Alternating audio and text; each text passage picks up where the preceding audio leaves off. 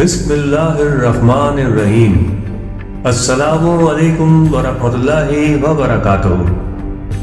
بالا وائس کے معزز سامعین، آج آپ کی خدمت میں ایک نئی کہانی کے ساتھ حاضر ہیں۔ اگر زندگی میں آپ کچھ کرنا چاہتے ہیں تو اپنی زندگی کی خواہشات کو قابو کرنا سیکھیں، کیونکہ خواہشات منہ زور گھوڑے کی مانند اور اڑیل گدھے کی جیسی ہوتی ہیں جو آپ کو اپنے ساتھ بہا کر لے جاتی ہیں۔ تو اپنی خواہشات کو لگام ڈالنا سیکھیں اور اپنی خواہشات کو جلانا سیکھیں، ورنہ خواہشات کی آگ آپ کو جلا دے گی۔ سامعین، کہنے کو تو یہ ایک گدھے کی کہانی ہے، مگر اس کہانی میں ایک سبق پوشیدہ ہے۔ ایک گدھا جو گھوڑوں کے درمیان پھنس گیا تھا۔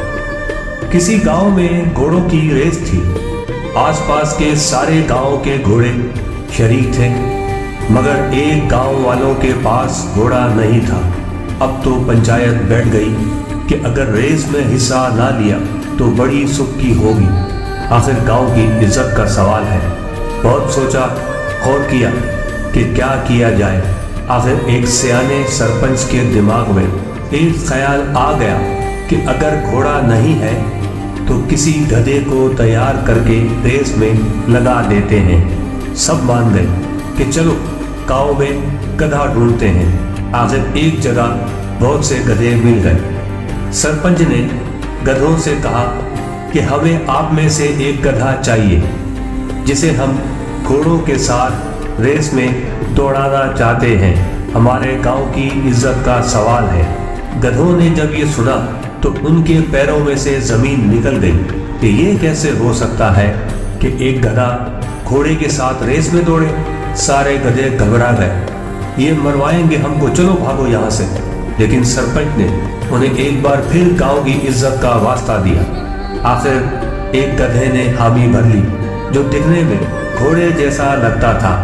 سارے گاؤں والے خوشی سے نہال ہو گئے اور لگے گدھے کی تعریفیں کرنے کہ یہی وہ گدھا ہے جو تاریخ بدلے گا اور گھوڑوں کو ریس ہرائے گا۔ یہاں تک کہ اس کو اتنا پمپ کر دیا کہ اب گدھا بھی اپنی تعریفیں سن سن کر خود کو گھوڑوں سے بڑا سمجھنے لگا اور تیار ہو گیا کہ میں جاؤں گا، آخر میرے گاؤں کی عزت کا سوال ہے۔ سب گاؤں والے گدھے کو کسی دلہا کی طرح لے کر چلے، اس کو تیار کیا اور میدان میں گھوڑوں کے درمیان ریس کی لائن میں کھڑا کر دیا۔ گدھا تو پھر گدھا ہی ہوتا ہے۔ اس نے پہلے دائیں دیکھا، گھوڑے ہی گھوڑے۔ یہ دیکھ کر اس کی آنکھوں میں اندھیرا چھا گیا۔ پھر بائیں دیکھا تو اس کی ٹانگیں کانپنے لگی۔ دل میں بولا، آج تو مر گیا، یہ گھوڑے نہیں چھوڑیں گے۔ مگر جیت کی خواہش نے ریس چھوڑنے سے انکار کر دیا۔ اسی دوران ریس کی گھنٹی بجی۔ پھر اگلے 10 سیکنڈ میں جو ہوا وہ اس گاؤں کی تاریخ بن گیا۔ ہوا کچھ یوں کہ گھنٹی بجتے ہی سرپنچ نے اپنے گدھے کی پونچھ اٹھا کر اس کے پچھواڑے میں پاؤ بھر لال مرچی چھونک دی۔ بس ریس کا رزلٹ ہی بدل گیا۔ اگلے 6 مہینے تک گدھا رکا ہی نہیں، ہر مہینے ریس جیتنے لگا اور 5-6 ریس جیت گیا۔ کیسے جیت گیا؟ تو سامعین، جس کی آگ لگ رہی ہوتی ہے نا، پھر وہ رکتا نہیں ہے، وہ رک ہی نہیں سکتا۔ یا جو اپنی خواہشوں کو آگ لگا دیتے ہیں پھر دنیا بھی وہی جیتتے ہیں۔